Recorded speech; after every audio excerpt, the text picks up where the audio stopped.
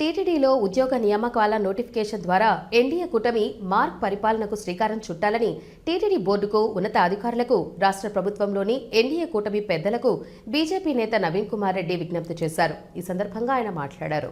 TTD బోర్డుకి నేను ఒక స్థానికుడిగా బీజేపీ నాయకుడిగా సూచన చేస్తున్నా, విజ్ఞప్తి చేస్తున్నా. టీటీడీ ఉద్యోగ నియామకాల నోటిఫికేషన్ పై కూడా దృష్టి పెట్టండి. ఎందుకంటే తిరుమల శ్రీవారి దర్శనానికి వచ్చే భక్తుల సంఖ్య రోజు రోజుకి గణనీయంగా పెరుగుతోంది. దానికి తగ్గట్టుగా తిరుమల తిరుపతి దేవస్థానంలో రెగ్యులర్ ఉద్యోగస్తుల సంఖ్య గణనీయంగా తగ్గిపోతోంది. మొత్తం రెగ్యులర్ ఎంప్లాయీస్తో కలిసి 23,000 మంది పనిచేస్తున్నారండి. నేను ఒకటే విజ్ఞప్తి చేస్తున్నా, దయచేసి లక్ష్మీ శ్రీనివాస మెన్ పవర్ గురించి ఇటీవల మీరు ఒక కమిటీని వేశారు.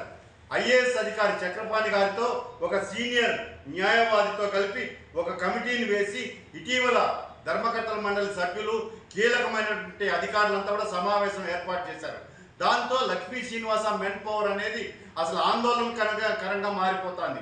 గతంలో ఉన్నటువంటి ప్రభుత్వంలో అధికారులు బలవంతంగా లక్ష్మీ శ్రీనివాస మెన్ పవర్లో చేరమని చెప్పారు. కొంతమంది చేరారు, కొంతమంది కోర్టును ఆశ్రయించారు.